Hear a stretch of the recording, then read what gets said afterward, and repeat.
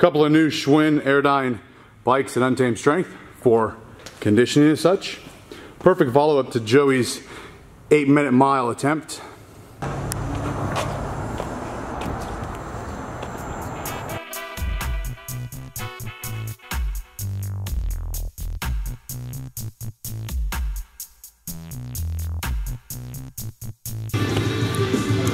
What could it be? Make sure she doesn't step on those. How many's in there?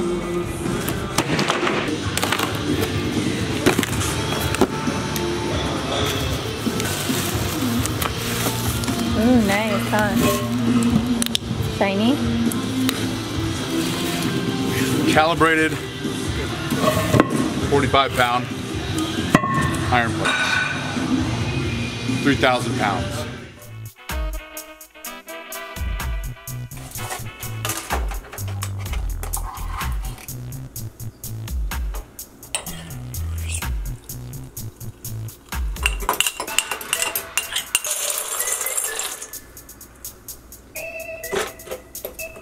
Polka! Are you hungry, girl? Hey, pretty girl. Pop. Good girl.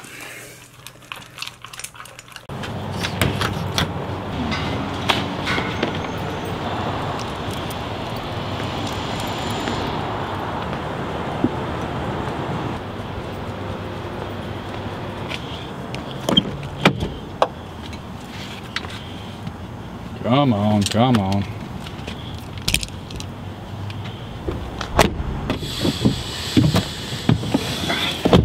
Too early for the gym, huh, girl? But not too early for Motorhead.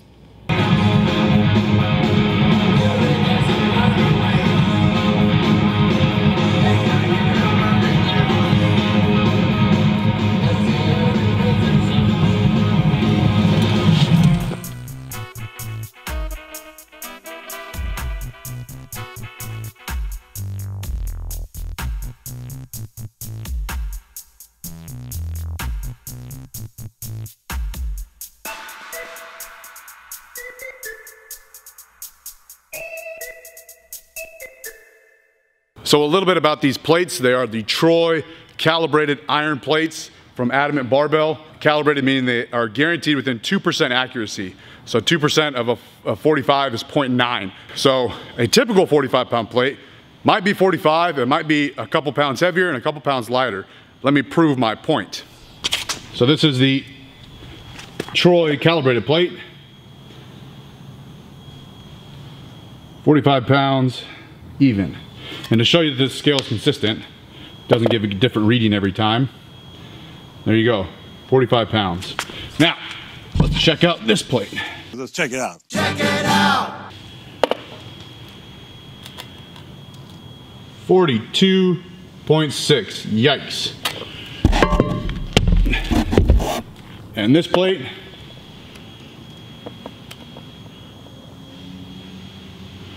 49, I'm not touching it, 49.4 pounds. Golly, 45 pounds, yeah, right.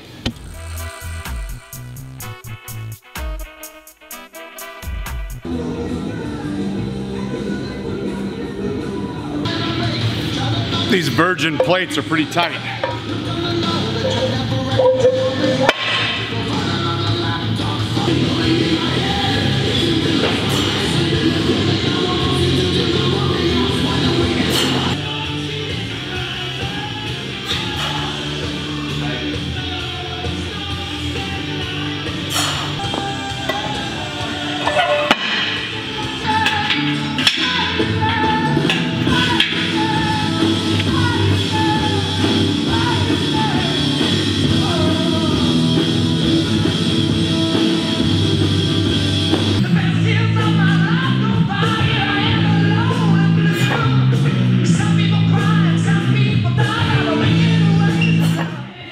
All right, so let's talk for a second about inaccurate plates.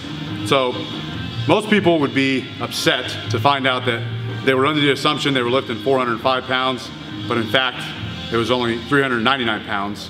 but it can swing the other way. They might think they're lifting 405 pounds, but it's 411 pounds. I don't think that that's a big deal, and you shouldn't worry about that.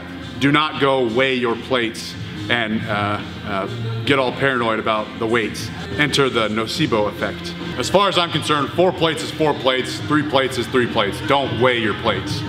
But the problem arises when you have, by complete chance, 4 plates on this side that are all a pound under, and then 4 plates on this side that are all a pound over.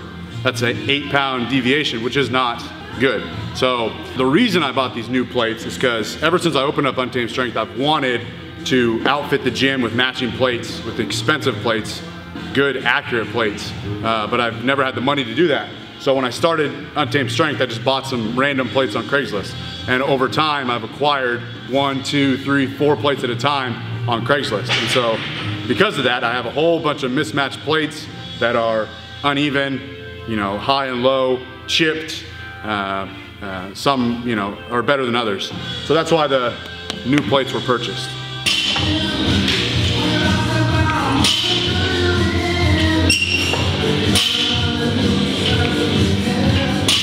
So I never ever weighed my plates in the history of Untamed Strength until I bought all these new ones, because I knew that some were heavier, some were lighter, and I didn't want to get paranoid, and I knew that I would avoid using plates if I weighed them and found out some were heavy, some were light. So I never told the members to weigh them. I never weighed them until now that I have these new plates. I just wanted to see how off a lot of the plates were, and some of them were all the way up to 49, more than 49 pounds. Some were all the way under 42 pounds. So pretty big deviation.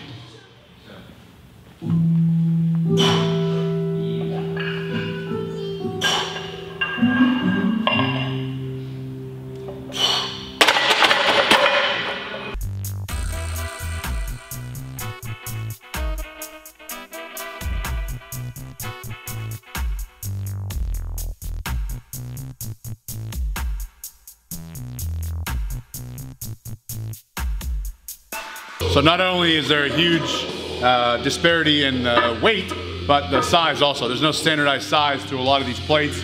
As you can see, there's a bunch of different heights. Cheap plates also break easily. Where are they? We've got all kinds of plates that just break because it's cheap metal. I don't even know what it's made of, not metal. And then these are the Barbell Brigade plates. We call them the Barbell Brigade plates because Barbell Brigade has them. And they suck. Nothing against Barbell Brigade, but they break, they chip when you deadlift with them. There's the crack starting there, and we've got rid of probably 3 of these that just broke in half. So cheap plates, buy cheap, buy twice. Let's talk about micro-loading. So, micro-loading is what people do when they're on linear progression and they can no longer add 5 pounds each session. So they'll add a pound on each side, which will be a 2-pound jump. Maybe a half a pound on each side, which is a 1-pound jump, and even as low as a 1/4 pound each side, which would be a half-pound jump. So obviously, like I just showed you, that not all 45-pound plates weigh 45 pounds. And if you're in a gym like Untamed Strength, old Untamed Strength I should say, and all the plates are different, you're gonna have a varying weight each time. You're never ever gonna have a perfect 135 or 225 pound bar. So this might not even account for the deviation in the plates. So for that reason, I'm out. The only time I suggest microloading, or the only time I microload with my clients, is when they are very, very weak. And they can't even, for example, the press, they can't even press a 45 pound or a 20 kilo barbell. So I use the training bar, 15 pounds or 5 kilo, and adding 5 pounds to that every session is not gonna work. So you would add micro plates. Now, the majority of you probably train in a commercial gym that's outfitted with matching plates, or you work in your own home gym and you have the same set of plates, you use the same exact plates and the same exact bar, maybe, every single training session. And so that's going to be more accurate than the scenario at Untamed Strength where you're using different plates every time. But if you're nearing the end of your linear progression and you are grinding out reps and you're just adding 1 pound at a time or ½ pound at a time, even if it is accurate because you have matching plates, I still don't think it's very effective. Linear progression is not supposed to last forever, and I think that it's time to pack your bags and move out of novice land.